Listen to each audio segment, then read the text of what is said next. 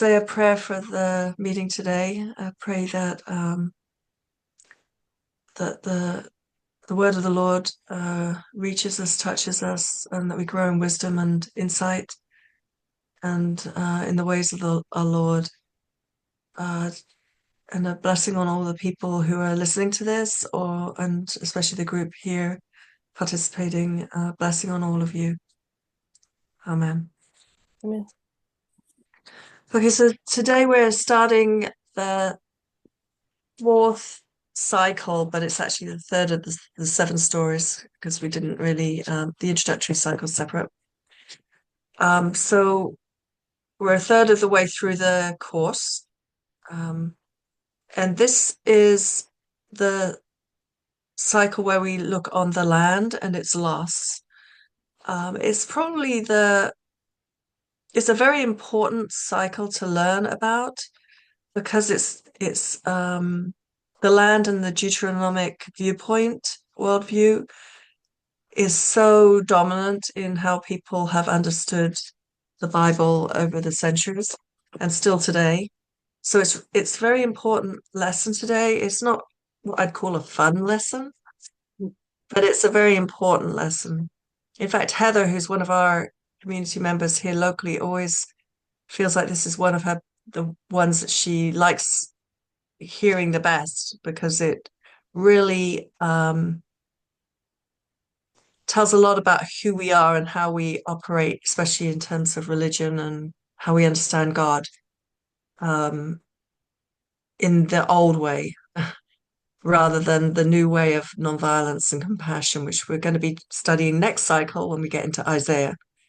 But the overview of these three lessons coming up in this cycle are that today we're going to look at Deuteronomic worldview and how it's actually present in many of the books of the Bible, and the Psalms are very full of it too, and many of the prophets. We're going to look at mostly at Jeremiah today as an example of that, and it kind of sets the scene for how important the land was for the Hebrew people and for all peoples actually in terms of making a sense of identity and unity among people, how important land has been for peoples across the world. Um, and then the second lesson in the cycle looks at what happened when they lost the land. And obviously different people, different groups will react differently. And we're going to look at the different groups that existed at the time of Jesus as representative of the spectrum of different responses to the loss of the land. And then the final lesson is how Jesus responded to the loss of the land. Okay, so in the textbook, we describe this cycle and the one which is cycle 6 on the temple as the two shell stories. Because land and temple are two human cultural phenomena that bring meaning and identity, and they've been there for all peoples, every tribe, every uh, people across the world through history. These are the two institutions or the two human cultural pillars that define, like I say, identity and give meaning to the the the peoples. Um, and so, and when Israel was given the promised land after the Exodus, although the Exodus liberation was the foundational experience that formed them, the giving of the land, the promised land, was understood as the confirmation and the blessing from God that's kind of cemented them as a people. And subsequently, when they lost the land through um, socio-political reasons, for social political reasons, and we'll go into that a bit, and they ended up as exiles, they very quickly they understood that as the reverse, as God withdrawing his favor, as punishment, that they must have done something wrong, that they had sinned. This was the result of them sinning, their transgressions. And so, obviously, if you have that understanding, God becomes is seen as retributive, um, as a punishing God, that there's always this threat of God punishment. Um, and this mindset that is found as early on as the Exodus story, and specifically in the Deuteronomy text, um, spread or not spread, it can be found and dominates many, many of the other books of the Bible. And we'll go through some of them in a minute. And I'm in the Seven Stories textbook, we call this the Deuteronomic worldview, that God can bless and can curse, can bestow favor, but can also be the source of wrath. And so it's a very scary kind of two-sided God that emerges.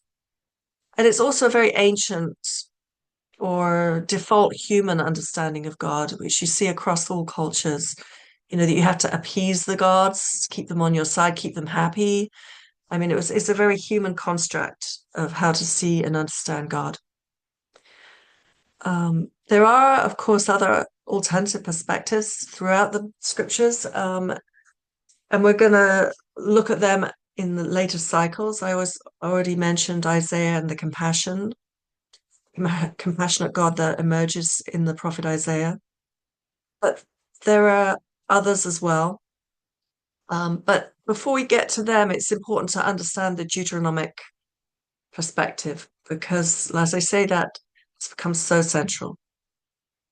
And that's what the focus of this particular class in this cycle is going to be, is really diving into that and exploring that.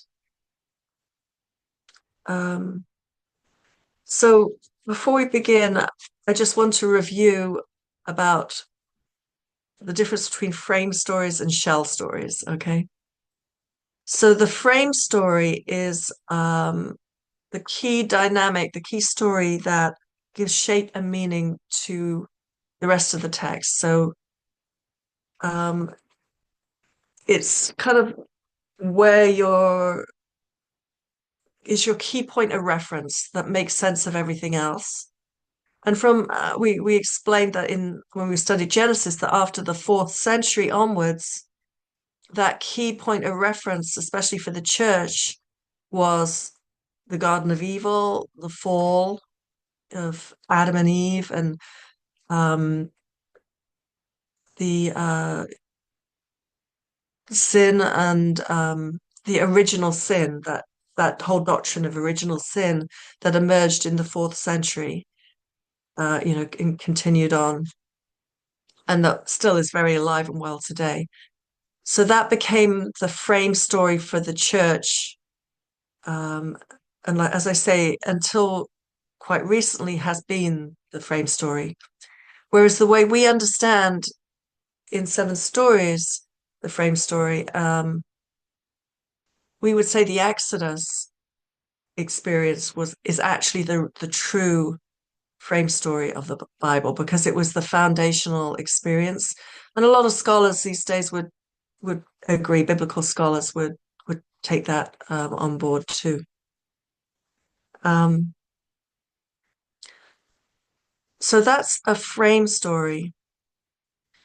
But what we talked about at the beginning was that the story of the land and the temple, we talk about them as shell stories, in that, as I said, all human cultures have these institutions in place. And it's almost like a necessary thing, a necessary step, because we're reading the Bible evolutionary, like it's a growing, emerging understanding of God that comes gradually, slowly, becomes evident through the texts of the Bible. And so you start off with the Deuteronomic uh, understanding of this retributive God, and then you end up with Jesus and the compassionate God that we find in other places as well in the scriptures. And so it's a sort of an evolution. Human beings slowly begin to understand. And the exile was huge for this. The exile of in the 6th century, before Christ, in the Common Era, was huge for making that leap forward because they lost everything.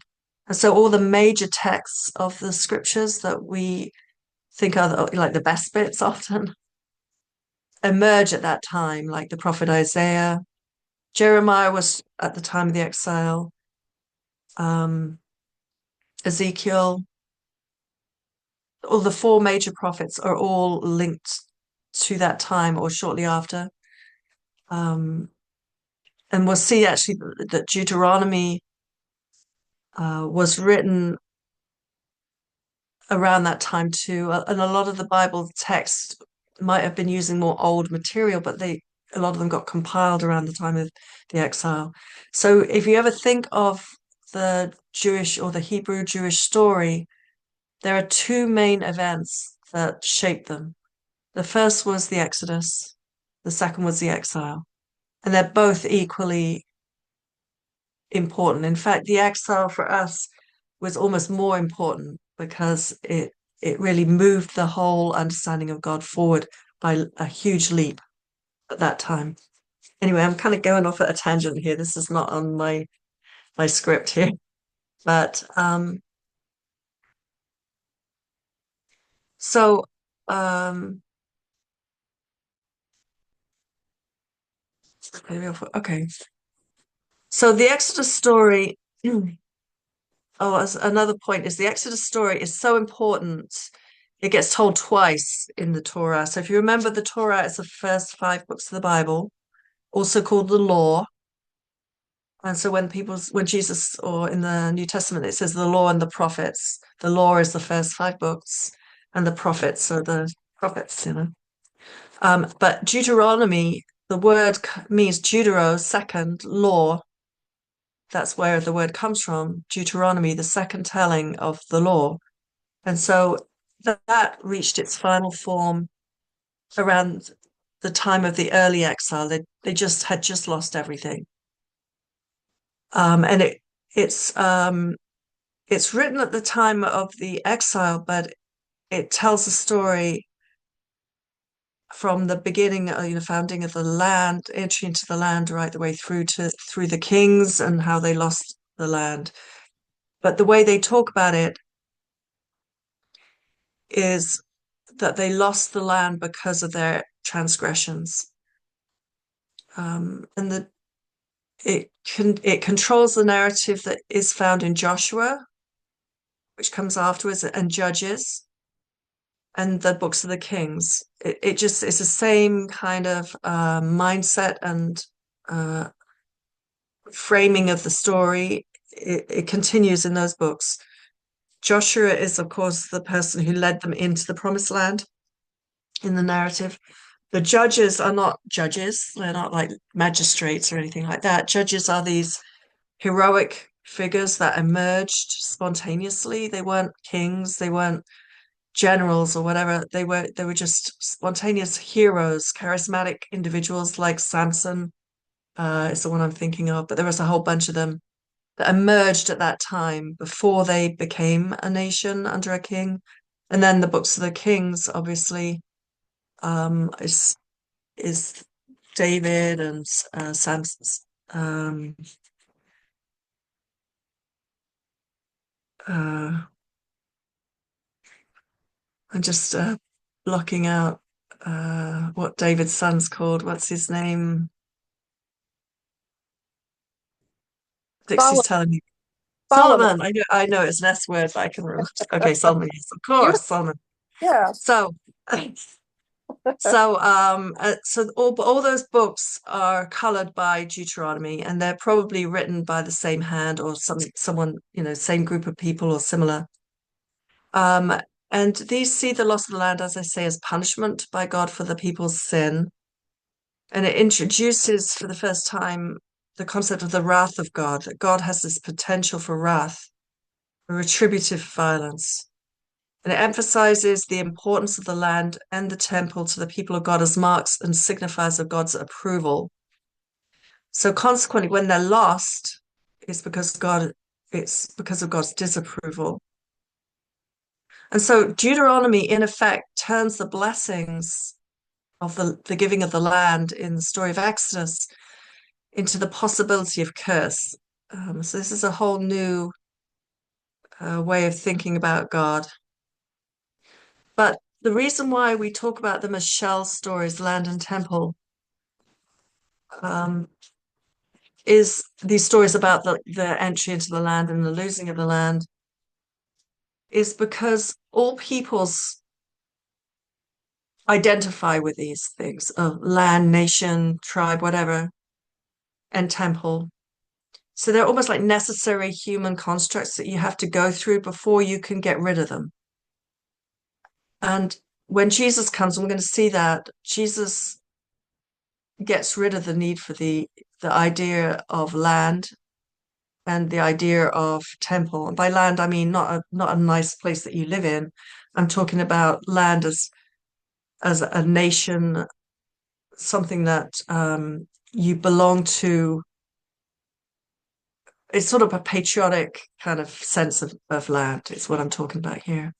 Not land in the terms of, that you can um, just live on the land and it's nice and beautiful. Everybody has that and should have that. But I'm talking about the land as something that is given to you by right almost, that you have an ownership with on and through God, by God.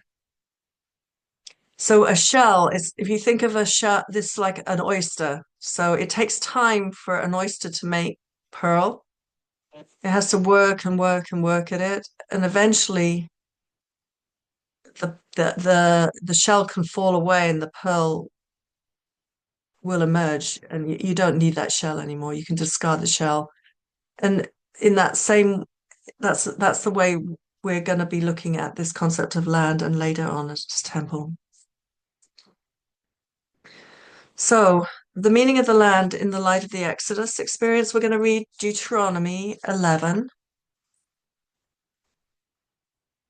We're going to, Deuteronomy is the last book of the Torah. Deuteronomy 11, 8 through 12.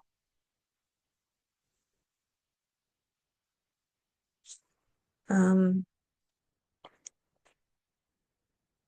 I'll read the first one and then I'll have other people read the readings as we go through. So keep then this entire commandment that I am commanding you today, so that you may live, that you may have strength to go on and occupy the land that you are crossing over to occupy, and so that you may live long in the land that the Lord swore to your ancestors to give them and to their descendants, a land flowing with milk and honey. For the land that you are about to enter to occupy is not like the land of Egypt from which you have come, where you sow your seed and irrigate by foot like a vegetable garden. The land you are crossing over to occupy is a land of hills and valleys, watered by rain from the sky, a land that the Lord your God looks after. The eyes of the Lord your God are always on it, from the beginning of the year to the end of the year. So you can see this is special place. It's a land that's been set aside for them because they are God's people. It's a symbol, it becomes a symbol of God's care for them. And he will dwell with them there. But now we're going to also look at Leviticus 25.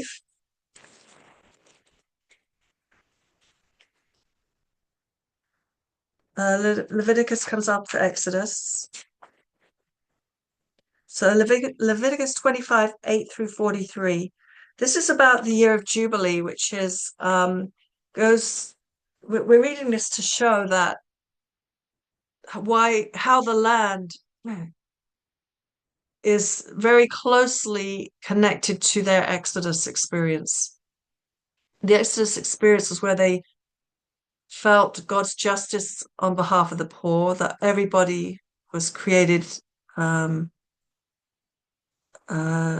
equal in a way, that everybody under the law is equal, and that if you lose your land for any reason, whether through your own fault or it's taken from you, after 50 years, you can get that land is going to be returned to you, and that's the year of Jubilee.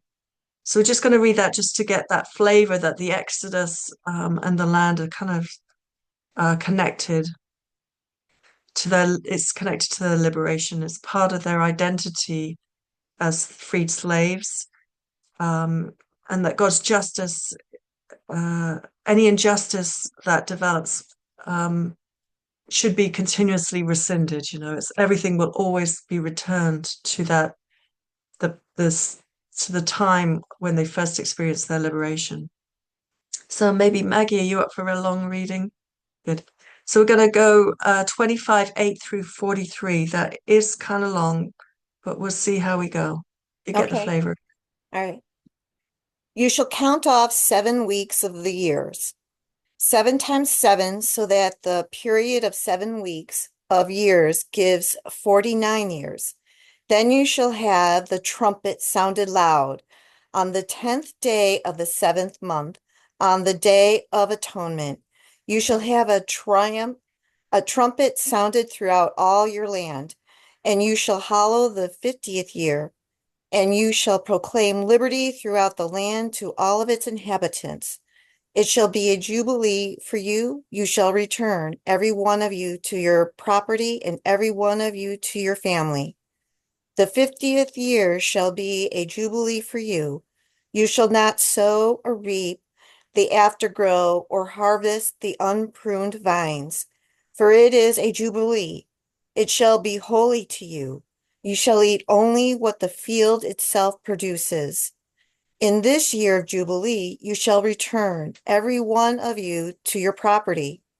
When you make a sale to your neighbor or buy from your neighbor, you shall not cheat one another. When you buy from your neighbor, you shall pay only for the number of years until the Jubilee. The seller shall charge you only for the remaining crop years. If the years are more, you shall increase the price, and if the years are fewer, you shall diminish the price, for it is a certain number of harvests that are being sold to you. You shall not cheat one another, but you shall fear your God, for I am the Lord your God.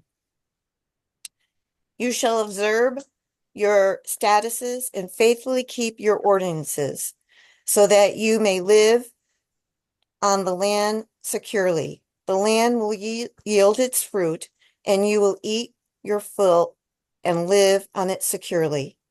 Should you ask, what shall we eat in the 7th year, if we may not sow or gather in our crop? I will order my blessing for you in the 6th year, so that it will yield a crop for 3 years. When you sow in the 8th year, you will be eating from the old crop until the 9th year. When its produce comes in, you shall eat the old. The land shall not be sold in perpetuity, for the land is mine. With me you are but aliens and tenants. Throughout the land that you hold, you shall provide the redemption of the land. If Okay, maybe we could stop there, but you can kind of get the sense of it.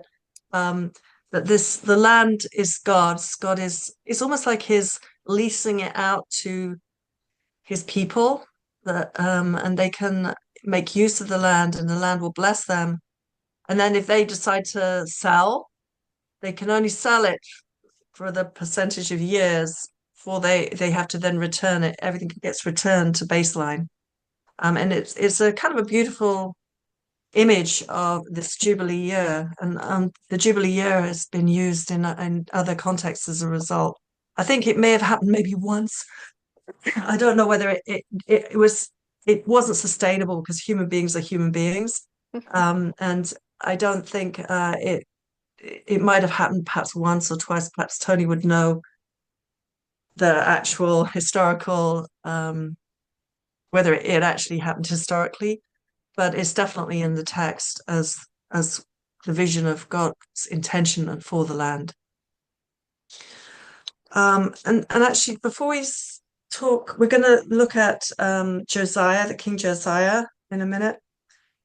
But before we do that, I want you to, if you've got your textbooks, just to look at page 27 and 28. I just want to have a very, very quick review of the history.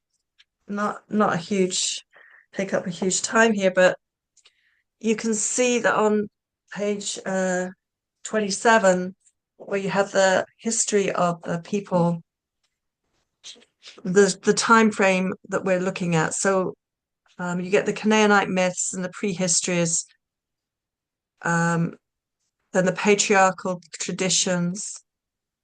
Then you get this the Exodus, which was somewhere between 1400 1200 BCE, and the early covenant tribes.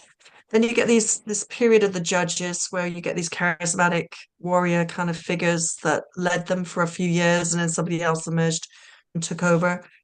And then you get the establishment of the kingdom under Saul, initially Saul, then quickly David, Solomon. And then after Solomon, the nation, the kingdom splits into north and south. And you get the rise and the fall of the two kingdoms, Israel and Judah. Israel in the north, Judah in the south, I believe. In about how many years is that? About 400-year history. And then in 587 is the exile to Babylon. And then they return about about 50 years later. Um, I can't do the math backwards, but I think that's about 50 years they're in exile. I'm not sure. And then they return to the land around, and there's about 150 years. They build the second temple that it was destroyed in by the Babylonians. They return, they rebuild the temple, and then very quickly the Greeks come on. So you get Alexander the Great, and his one of his generals takes over, and you get then the time of the revolt, the Maccabean revolt against the Greeks, and they have some success, but then the Romans come, and then you get Jesus, obviously. So then, if you flip over the page, this is when the books of the Bible were written.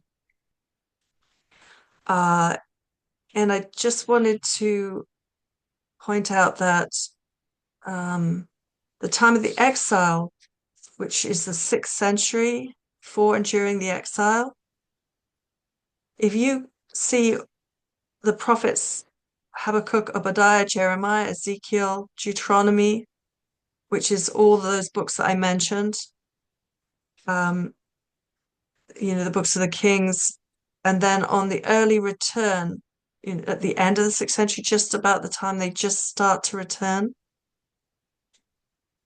you get second Isaiah, which is probably the greatest of all the prophets.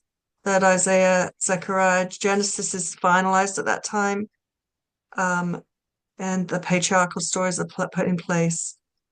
And so you can see that the 6th century, which is just before, during, and after the early years of the return from exile, is incredibly rich in terms of producing the text of the Bible. Okay, so now we're going to look at Deuteronomy. Actually, we're going to look at 2 Kings. All right, we're going to look at 2 Kings 22, verse 3. And this is about King Josiah. I just have to say that King Josiah was a king that he was considered like a good king. There were a lot of not so good kings, but he was considered a good king, and he ruled from 641 BCE through to 609 BCE. So he was just a few years before the, I don't know, 20, 30 years, whatever it was, before the exile.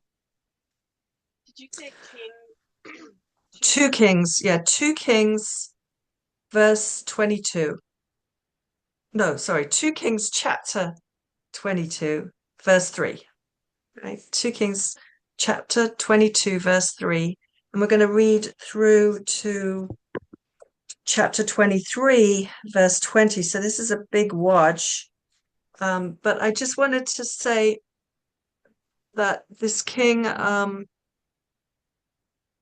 the time of King Josiah, Assyria, that had been the major empire in the area, was on the wane. It was sort of decreasing. The power of Babylon was emerging. And so this was a time of travail. There was a lot of tension. Babylon was growing, it was expanding, it was taking over lands. Um, and within a generation, as I said, it would invade Judea and Jerusalem. It would destroy the city, destroy the temple, round up all the inhabitants, the most of the important inhabitants, and leave just a very small remnant behind. But it would take into exile all the rulers, the intelligentsia, the people who ran the country, all the key figures were rounded up and exiled. And so, but during Josiah's reign, there's this discovery of what he calls the Book of the Law. And that's what we're going to read about. And there's this very famous Josiah reform takes place as a result of him discovering this Book of the Law. So let's read that, starting at 22, verse 3. I don't mind reading it. Okay, good for you. Go for it, Susie. In the 18th year of his reign, King Josiah sent the secretary, Shaphan, son of Azaliah, the son of Meshullam, to the temple of the Lord. He said, "Go up to Hilkiah, the high priest, and have him get ready the money that has been brought into the temple of the Lord, which the doorkeepers have collected from the people. Have them entrust it to the men appointed to supervise the work on the temple, and have these men pay the workers who repair the temple of the Lord, the carpenters, the builders, and the masons. Also have them purchase timber and dressed stone to repair the temple, but they need not account for the money entrusted to them because they are honest in their dealings." Hilkiah, the high priest, said to Shaphan, the secretary, "I have found the book of the law in the temple of the Lord." He gave it to Shaphan, who read it. Then Shaphan, the secretary, went to the king and reported to him, "Your officials have paid out the money that was in the temple of the Lord and have entrusted it to the workers and supervisors at the temple." Then Shaphan, the secretary, informed the king, "Hilkiah, the priest, has given me a book." And Shaphan read from it in the presence of the king. When the king heard the words of the book of the law, sorry, so sorry, he tore his robes. He gave these orders to Hilkiah the priest, Hakim son of Shaphan, Akbor son of Micaiah, Shaphan the secretary, and Asaiah the king's attendants. "Go and inquire of the Lord for me, and for the people, and for all Judah about what is written in this book, and has been found. Great is the Lord's anger that burns against us, because those who have gone before us have not obeyed the words of his book. They have not acted in accordance with all that is written there concerning us." Hilkiah the priest, Hakim, Akbor, Shaphan, and Asai went to speak to the prophet Huldah, who was the wife of Shallum, son of Tikvah, the son of Harus, keeper of the wardrobe. She lived in Jerusalem in the new quarter. She said to them, This is what the Lord, the God of Israel, says. Tell the man who sent you to me, this is what the Lord says. I am going to bring disaster on this place and its people, according to everything written in the book of the king of Judah has read. Written in the book the king of Judah has read. Because they have forsaken me and burned incense to other gods and aroused my anger by all the idols their hands have made. My anger will burn against this place and will not be quenched. Tell the king of Judah, who sent you to inquire of the Lord, this is what the Lord, the God of Israel, says concerning the words you heard. Because your heart was responsive and you humbled yourself before the Lord, when you heard what I have spoken against this place and its people, that they would become a curse and be laid waste. And because you tore your robes and wept in my presence, I also have heard you, declares the Lord. Therefore, I will gather you to your ancestors, and you will be buried in peace. Oh, geez. Your eyes will not see all the disaster I am going to bring to this place. And so they took her answer back to the king. Keep going. Are you up for keeping going? Sure. So I want you to read, we'll just read a little bit of it, what he does. This is his reformation, things that he does. Okay. Then the king called together all the elders of Judah and Jerusalem. He went up to the temple of the Lord with the people of Judah, the inhabitants of Jerusalem, the priests and the prophets, all the people from the least to the greatest. He read in their hearing all the words of the book of the covenant, which had been found in the temple of the Lord. The king stood by the pillar and renewed the covenant in the presence of the Lord. To follow the Lord and keep his commands, statutes and decrees with all his heart and all his soul, thus confirming the words of the covenant written in his book. Then all the people pledged themselves to the covenant. The king ordered Hilkiah, the high priest, the priests next in rank, and the doorkeepers to remove from the temple of the Lord all the articles made for Baal and Asherah and all the starry hosts. He burned them outside Jerusalem in the fields of Kidron Valley and took the ashes to Bethel. He did away with the idolatrous priests appointed by the king of Judah and burned incense on the high places of the towns of Judah and those around Jerusalem. Those who burned incense to Baal, to the sun and moon, to the constellations, and to all the starry hosts.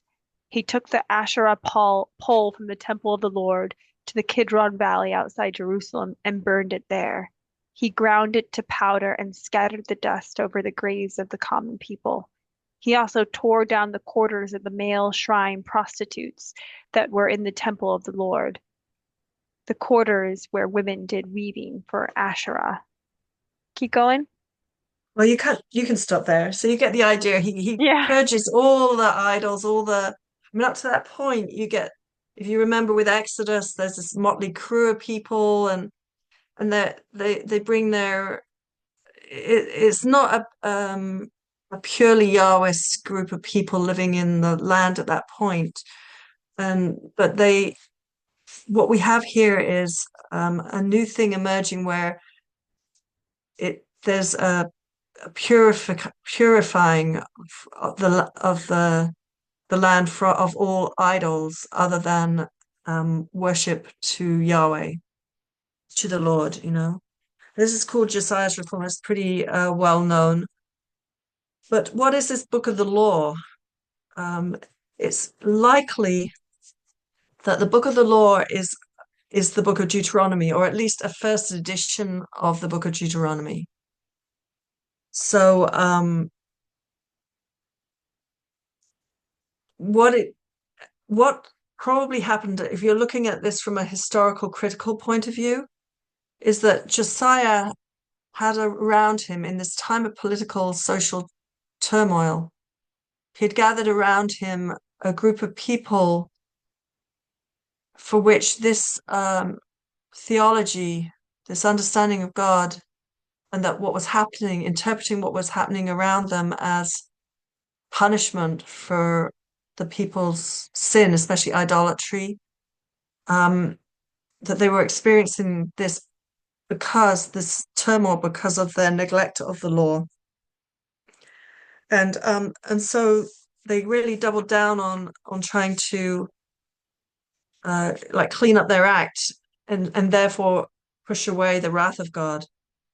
Um, and the story, like I said, the story of the Exodus and the Kings is written at the time after the fall of Jerusalem.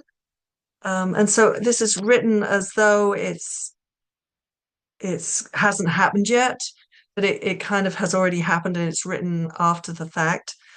And if you read, we won't do it now, but if you read ahead of 2 Kings in chapters 24 and 25, there's a description of the fall of Jerusalem, and it's pretty graphic and horrible. So, and it really you get the sense that there are these have eyewitness details put into this text about what happened when Judah fell. Um, okay. So basically the book of Deuteronomy is the people in exile trying to make sense of what happened and putting the wrath and interpreting it as from God. There are some beautiful bits in Deuteronomy. I don't want you to sort of feel, oh, I'm not ever going to read the book of Deuteronomy again because it's nasty. I don't want you to feel that. In fact, it's very important to read the book of Deuteronomy for different reasons, but it does have some beautiful things. And as I said, the passage about the Jubilee year and that the heart of the law is this justice for the happy rule, that is still present in passages in Deuteronomy. I'm going to just read one here. This is Deuteronomy chapter 10, verse 12, where it describes the essence of the law, and you can hear the Exodus experience just flowing through this text. So now, O Israel, what does the Lord your God require of you? Only to fear the Lord your God, to walk in all his ways, and to love him, to serve the Lord your God with all your heart, with all your soul, and to keep the commandments of the Lord your God, and his decrees that I am commanding you today for your own well-being.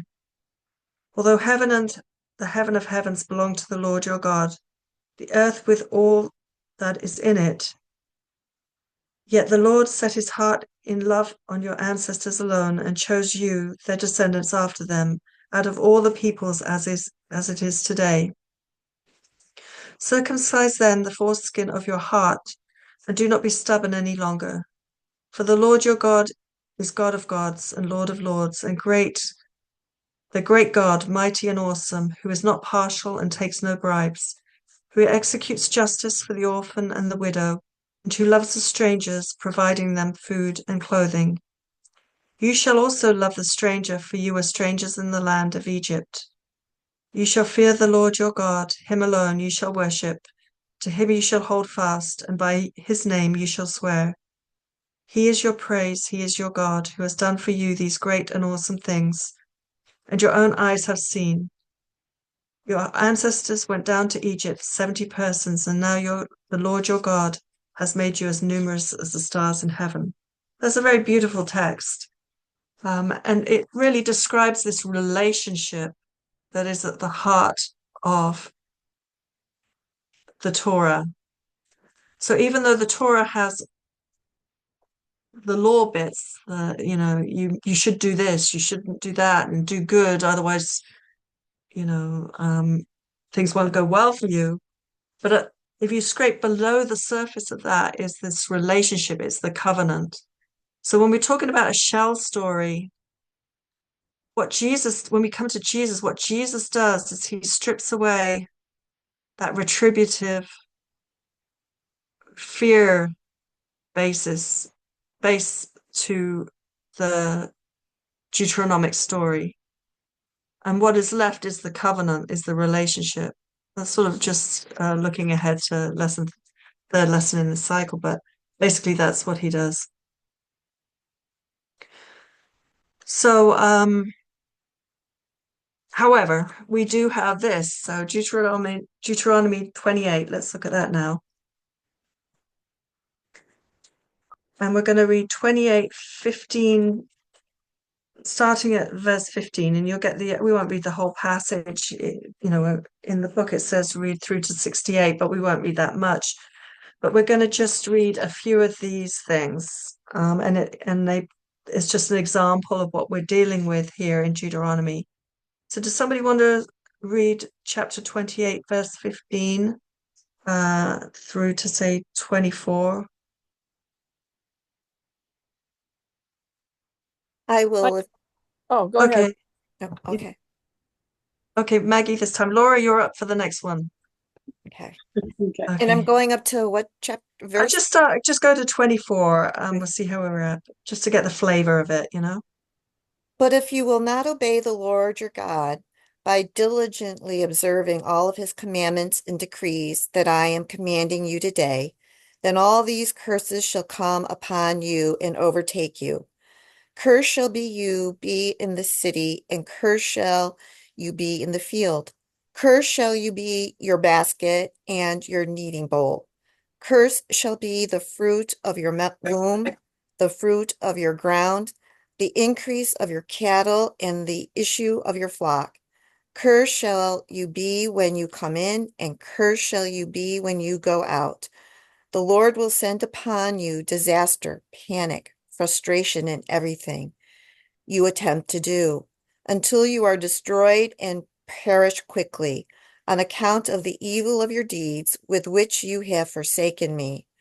The Lord will make the pestilence cling to you until it has consumed you off the land that you are entering to possess. The Lord will afflict you with consumption, fever, inflammation, with the fiery heat and drought, and with the blight and mildew. They shall pursue you until you perish. The sky over your head shall be bronze, and the earth under you iron.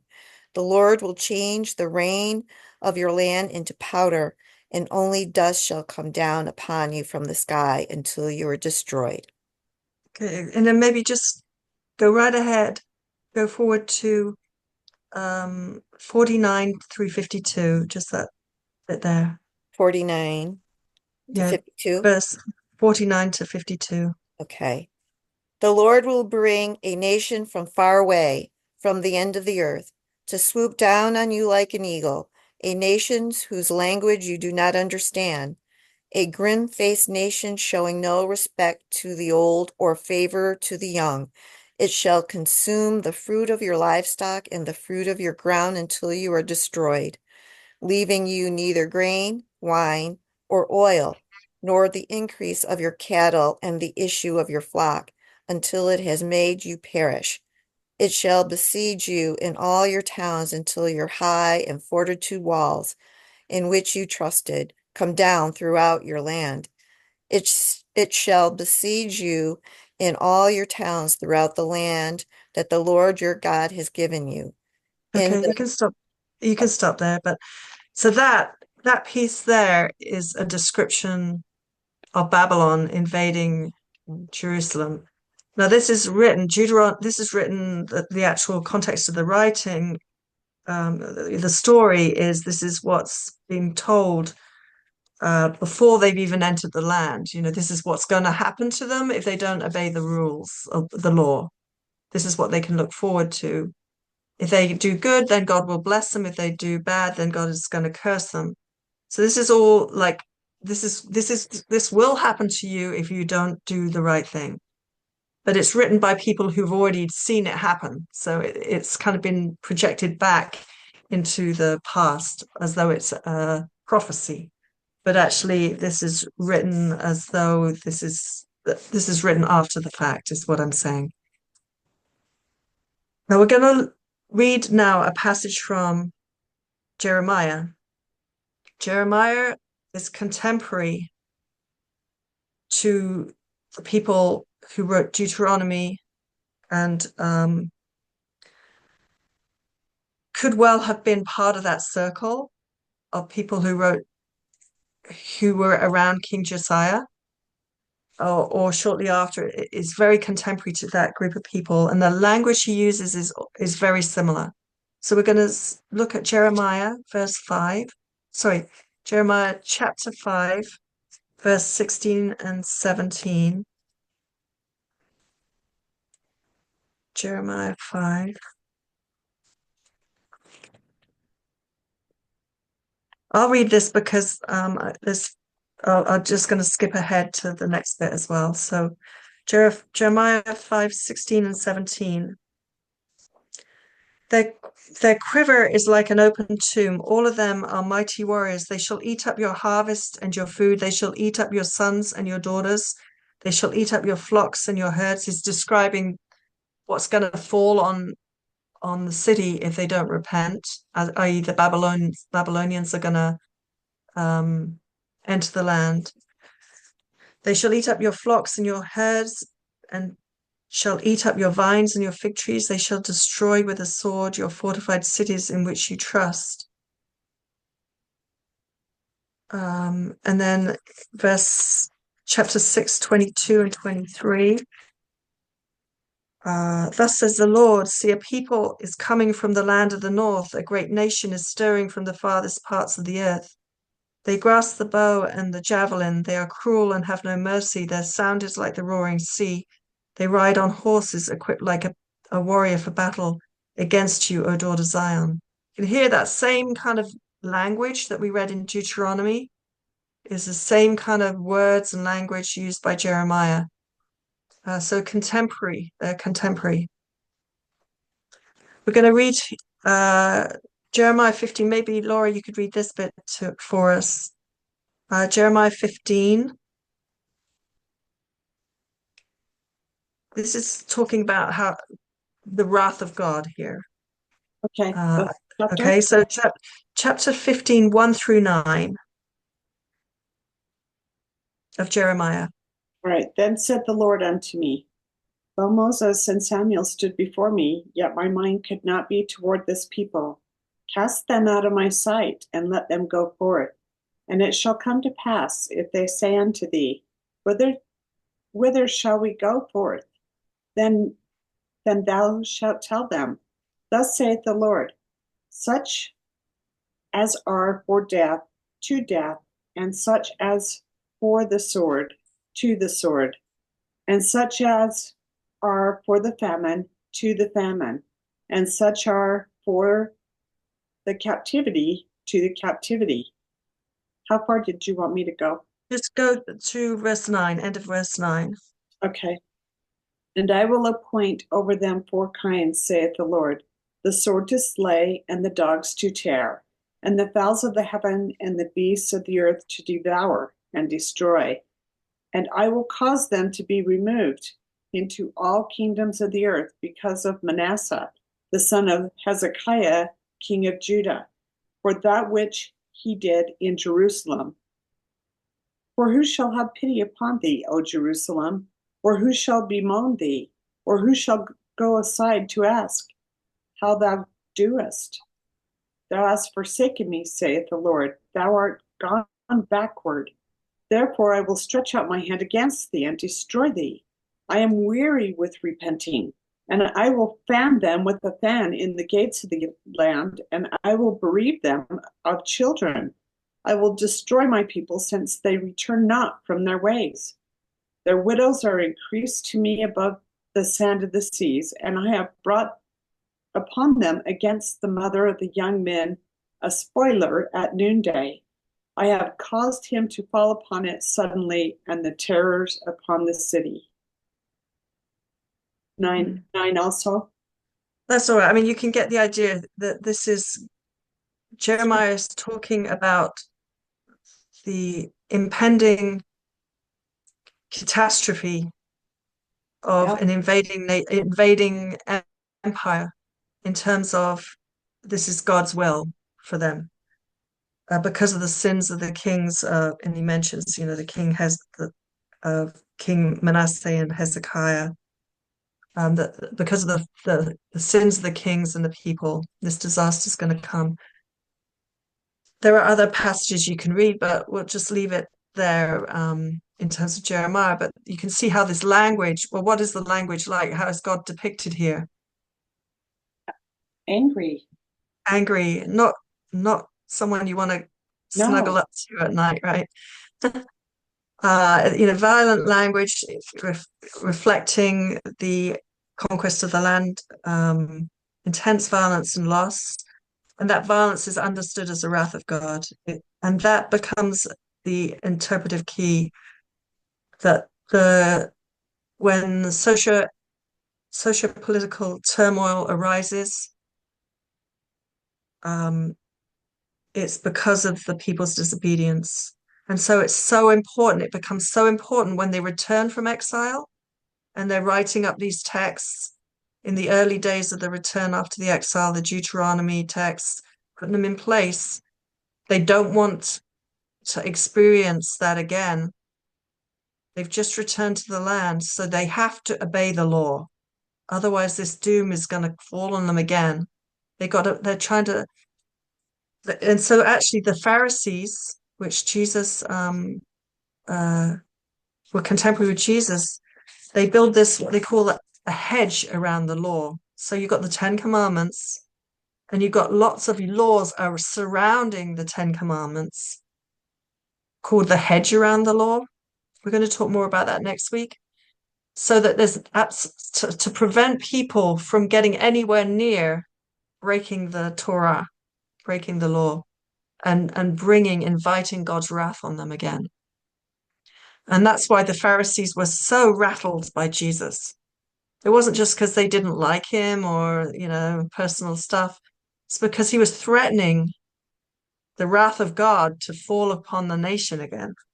Again, we will talk about that more in the next couple of weeks, but this is the mindset and the worldview of the Deuteronomic voice.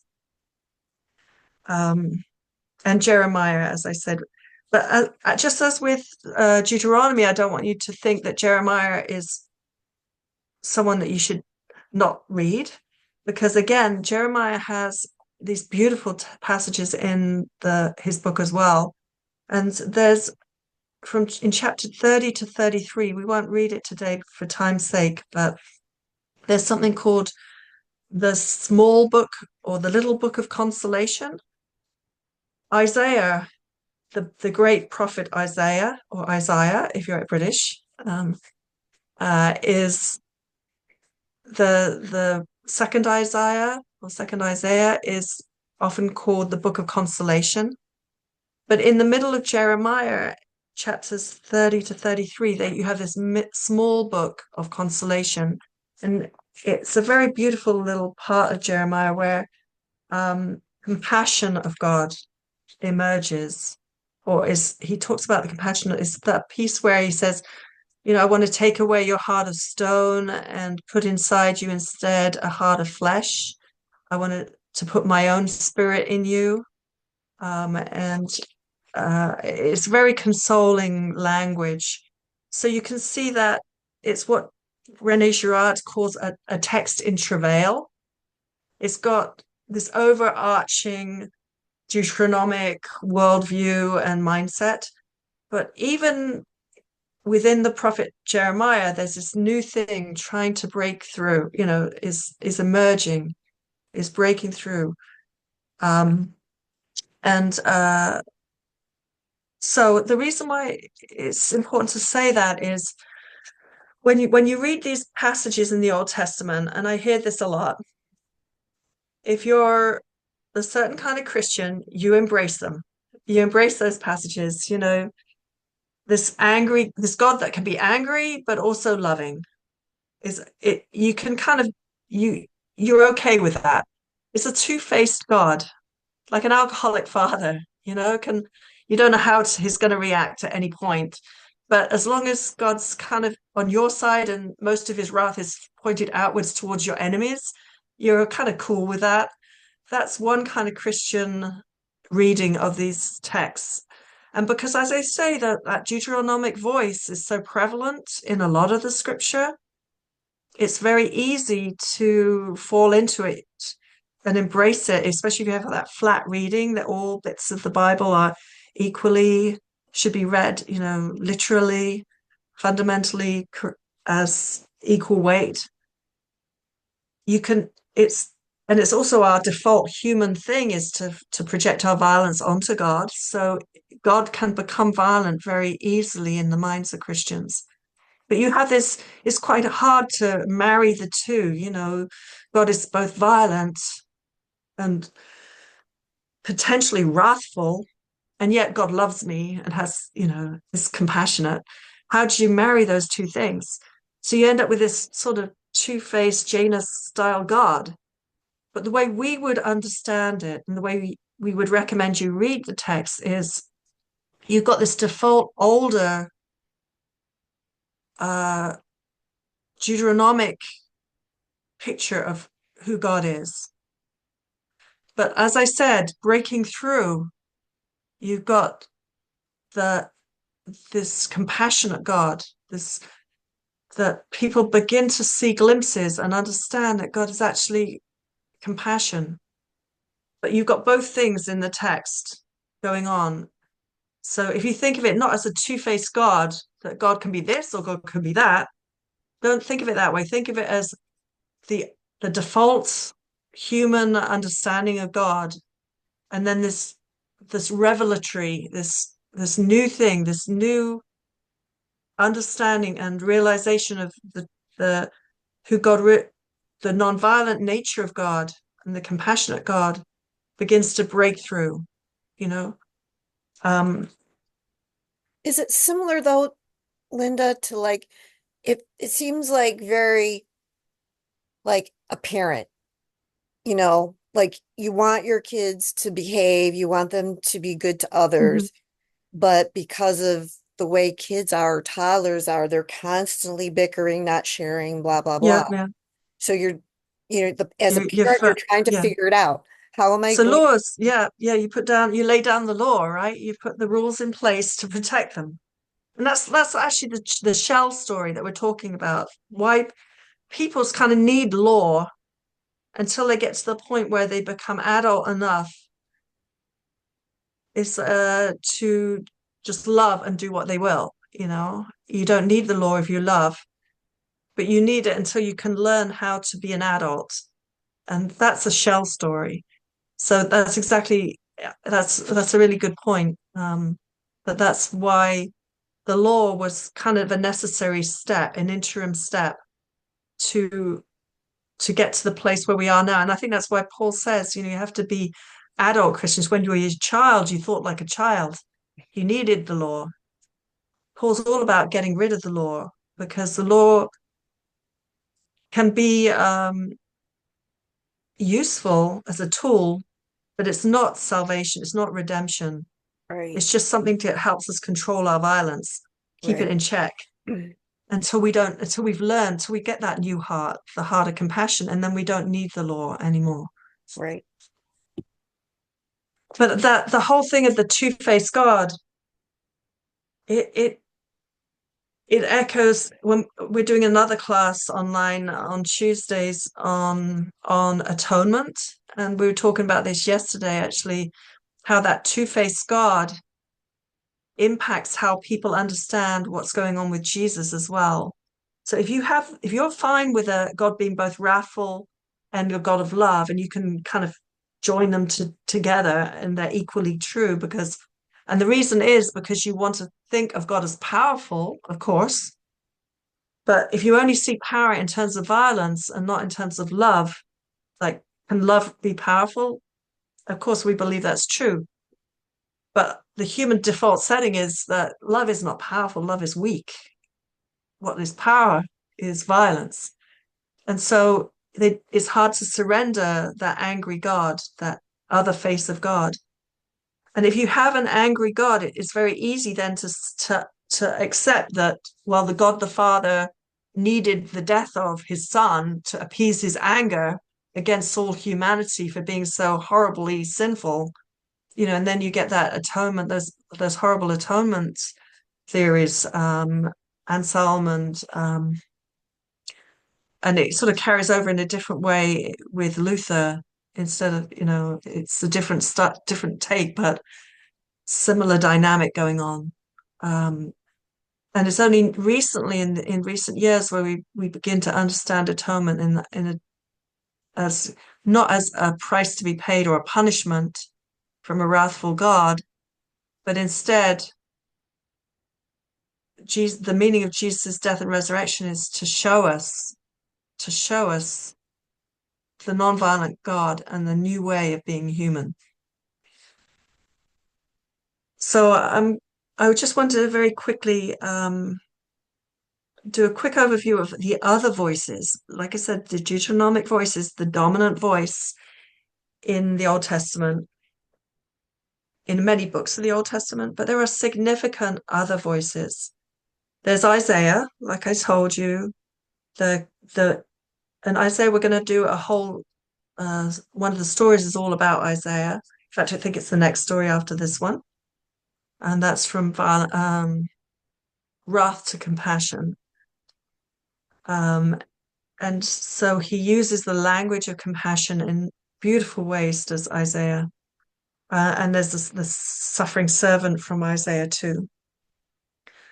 These are all different ways of understanding when bad things happen to you.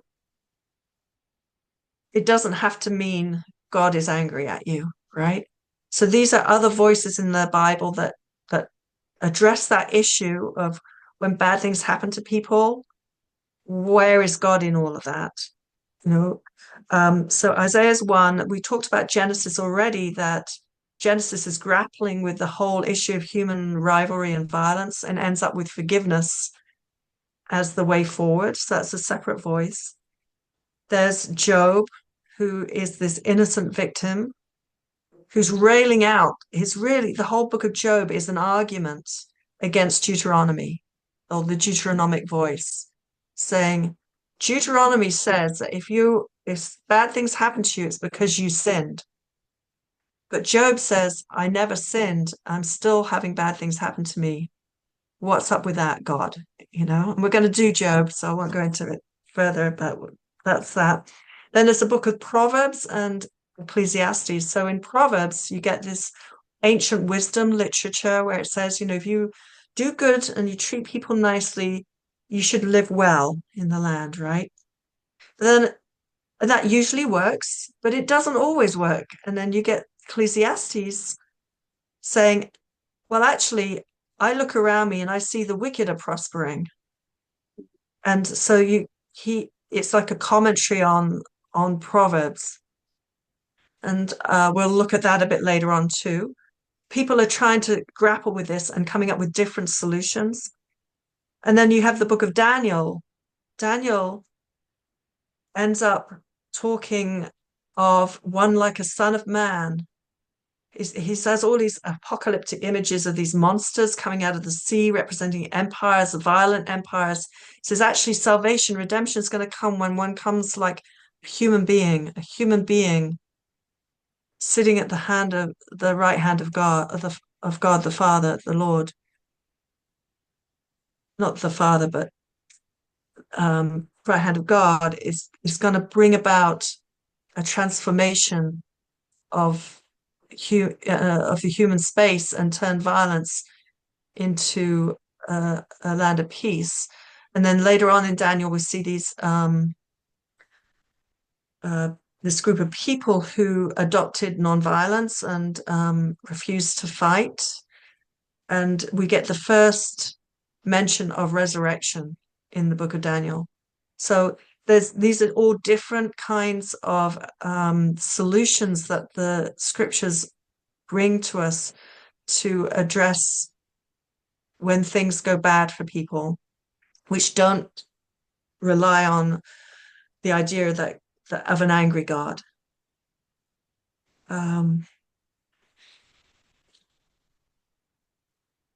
So the seven stories and our approach to understanding the Bible text emphasizes the importance of reading all of these different different texts, not just focusing in on the Deuteronomic voice.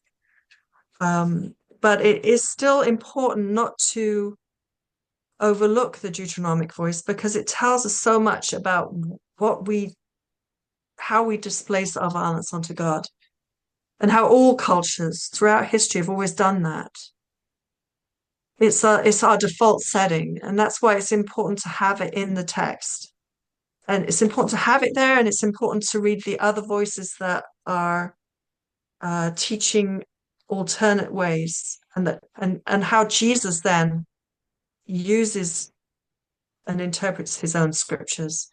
And it's going to be good when we get to the third lesson in the cycle to see what Jesus said about all this stuff and how he treated the Deuteronomic voice. And um, and he says, well, we'll get to Jesus. I won't jump the gun with that. So basically, we're just coming to the end of the lesson now. I have some questions. What these are the questions that are in from the book. Why do you think it is helpful to study the Deuteronomic understanding of a punitive and wrathful God? And what are the consequences if you ignore those texts? Like good liberal Christians will, I said how certain Christians are fine with the Deuteronomic God, alive and well and kicking. But the liberal Christians, this is often, I've heard this several times. I have got my Bible and I just either don't read those passages or I scrub them out, or I wish I could cut them out of my Bible and just pick out the bits that I really like to read. We never do that. We don't jettison any passage in the Bible because it's all revelation. It's either a mirror which we hold up to ourselves, and it's important to keep it in there for that reason, or it's the revelation, it's the silver golden thread that comes through and emerges stronger and stronger until you get to the person of Jesus. So all passages in the Bible are precious for that reason. So do you feel like it's important to keep the Deuteronomic voice in there, or would you rather cut it out? I mean, how do you feel? I know that Heather used to say she would love to just cut out all those passages, but she's kind of changed her mind. But what do you think? I appreciate it because it helps me understand the vast loveness of God, especially when you bring Jesus into the mix. So it brings everything together so that the Bible is important from the beginning to the end and then goes in the cycle. So for me, it completes the way of transforming how I interact with other people, and especially when bad things happen.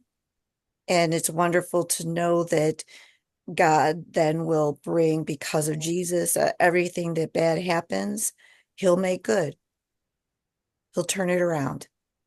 Mm. There's I mean, I've mentioned Heather a lot. I don't know if she's going to listen to this recording, but one thing she said is she likes having those texts there because if you use the alcoholic father analogy, if you're in AA, it's always important to remember where you came from so that you can choose not to return to that, you know. Right. And then also if you're letting go of that two-faced God, it helps if you're reading, if you can recognize the Deuteronomic voice when you read it, if you open up the Bible, any passage, and you start reading something in it, and you can recognize, say, is that the two-faced God that I'm reading about here? Oh, that's the Deuteronomic voice. That's Deuteronomy or Deuteronomic influence here. It just helps you have control over the text over the how you read the Bible, so you don't get put off reading it. You know, if you don't get scandalized by a passage in the Bible and that you can't move on from. We were at a different meeting online yesterday, and someone was saying how he does pastoral work, and he'll get to someone and say, I can't believe in a violent God like in the Bible. I can't believe, and he'll say, good, because I don't either, and that's kind of what we're talking about here, that to be able to recognize that you have to know it, and then you begin to see it and recognize it, and you're reading the Bible text like a student, like someone with some kind of a discernment. You don't discard it, but you recognize what you're reading and interpreting it a certain way. But doesn't And it help then, also understand the cultural aspects of oh the yeah, history? absolutely. I mean, when you see the person on the street corner, and there's one person in Syracuse that I see quite a lot, with placards saying, "You've got to turn from your sin and be saved, or you're going to go to hell." That person is suffering because their understanding of God is this Deuteronomic God of wrath. So you have pity on that person. You don't despise him. He's trying to save you because he's petrified that you're going to go to hell. He's worried about you because his God is so caught up in wrath. And that's sad. That's very sad. And of course, in our culture there's a whole spectrum of Christian beliefs, but the Deuteronomic God, like I said, is alive and well in our world today. And when you talk about the land, I mean, contemporary issue with Israel and Gaza. I mean, the Jews lost the land at the time of Jesus. The Romans had invaded the land, and 30 years after Jesus' death, they destroyed the temple again, right? And they did not return to the land until after the Second World War. So the land and the loss of the land, and now what's happening in Gaza, and the cultural significance of the land is enormous for our time to now. And of course, the way we understand it is from Jesus' perspective, where the land doesn't matter anymore. And we'll get to that in the third lesson of this cycle. But if you're a Zionist Jew, and I would say that many Jews do not condone what's going on in Gaza and whatever. But if you're a Zionist Jew and you have this mindset that this has been given to you, I mean, it's hard because the Jewish history, of course, has got years, centuries and centuries of Christian persecution and the Holocaust and all that, all these reasons why they might have a skewed importance given to the land in our contemporary world. However, I personally believe that the God that we believe in is all about giving up that stuff. That's not important. What's important is the covenant relationship, that relationship you have with God. Um,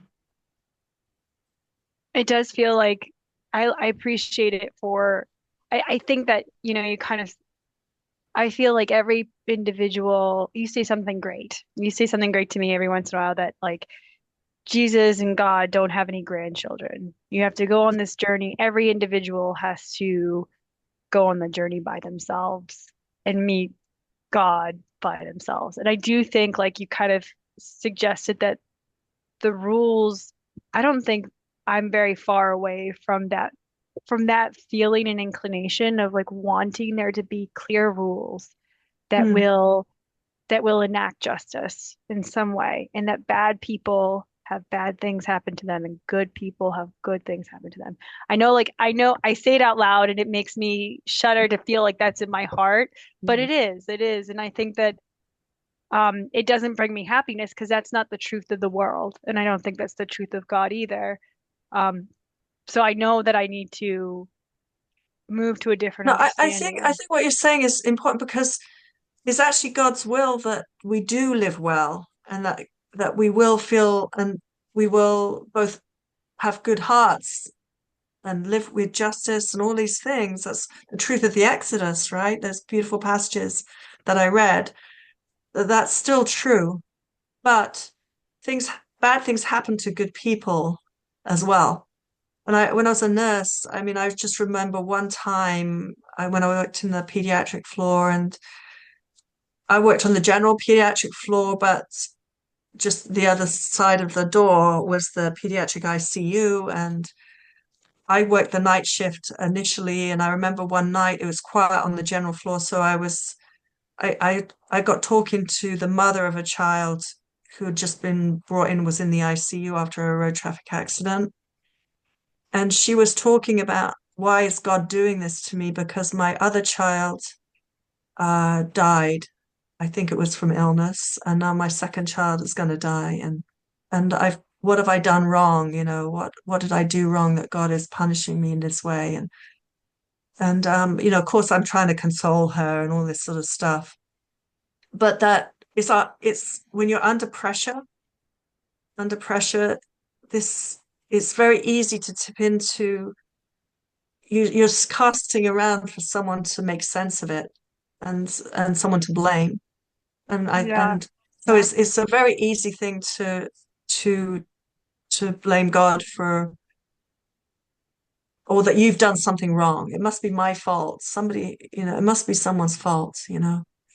And the idea of needing rules is because you've always been someone who loves justice, Susie. I mean, you've always been a fighter for justice, and if anyone was being the underdog, you would always be the first one in to jump into their defense uh, growing up. So, I mean, it's something that's beautiful and that's also is the first that from oppression to justice is still the first semiotic shift that hasn't gone away. We're just building on it. So, um, Do you think that God isn't about justice though? I don't know, like it was one of the Beatitudes, yeah. but I don't know, like sometimes I wonder with this conversation we're having, like I don't know if it's a human desire to have justice, but it isn't sort of doesn't feel baked into, I don't know. I I know. question that. I think, yeah, it's a good question. And I've been thinking about that too a little bit. I think God is about justice, but I think mercy trumps justice. And God's justice is not our justice. Maybe I should say that. Yeah, maybe that's it. That Because we're quick to judge people, but we don't know their story. Yeah. We had a little Cana meal at Bethany on Sunday, and that was being talked about. I think Maggie, actually, I think you were talking about it, that like we haven't walked in the shoes of the person, we haven't had their upbringing, we haven't had their childhood, we haven't had their life experiences, the pressures and the stresses in their life. And maybe if we had, we would have made the same choices of all the people that we're condemning right now in our lives, or the people that we don't want to forgive, or the people we think aren't right. And that I'm right and they're wrong in the way they're thinking. It's very easy for human beings to judge. And so, what is justice? I think God's justice he, she uses a different set of criteria for judging people. Well, I also And think, oh, go ahead. well, I think God would prefer to see a transformation of that person that needs to have justice done. If you can understand where I'm going from, like the person who's done these horrible things, you know, God has mercy on them. He wants them to transform and become this more compassionate, loving person. That in itself can be justice. And a lot of times I find it hard that I want justice now, you know, so because I don't know God's picture of what's happening tomorrow. I have to trust the Lord that things will things will be okay. I can't, like we want wars to stop right this second. I can't make that happen. And that is frustrating. Um, yeah. So sometimes I think our issue with justice. We want it Mm. to happen quicker. Well, I think that all those like babies that are born in famine or die of illness and they never have a chance to even live, or crippling Yeah, like sometimes illnesses, and hard to I see feel like, justice. right, so this is the innocent suffering, or even not innocent suffering, anyone who suffers. I feel like I don't know how it's all going to work, but I believe in God's justice for those people, that they will have their life and life in all its fullness. Anyone whose life is taken away from them, uh, I feel like God's desire for us is for life, and life in all its fullness. And in the later lessons, we're going to look at those other voices, and obviously Jesus, and was. But I don't think God's justice. I think the human concept of justice is all mixed up in that Deuteronomic voice. That it's how we would deal with our enemies is when we put that onto God. But God is Yeah. not this God of wrath. So I won't. We're kind of out of time, but I'm just going to read out the other questions for you to think about during the week. Um, so how did Jesus talk about God? He didn't talk about a God of wrath, but his relationship with God was he talked in terms of Daddy, Daddy God, Abba. And how important is that? Is it for us to have this lens of Jesus, Jesus' words, Jesus' actions, when we read those books, those texts of the Old Testament? And then personally, has there been time in your life when something bad has happened and it has felt like God's punishment to you? And do you think that the warrior king, God, Yahweh, the Deuteronomic image of God, is how people still think about God today? So those are the questions that I wrote out to finish up with. Um, as I said, this is not an easy lesson. It's not sort of nice, but it is an important lesson. It's important and just whenever you read the Bible, just say to yourself that question. If it's a passage that makes you feel uneasy, especially if it's violence that's been attributed to God, just always say that, that's the Deuteronomic voice there. That's the Deuteronomic voice. But there are other voices that are coming from the text. So that's the only thing that you remember about this class. Just that's the main point for me anyway that I get from this.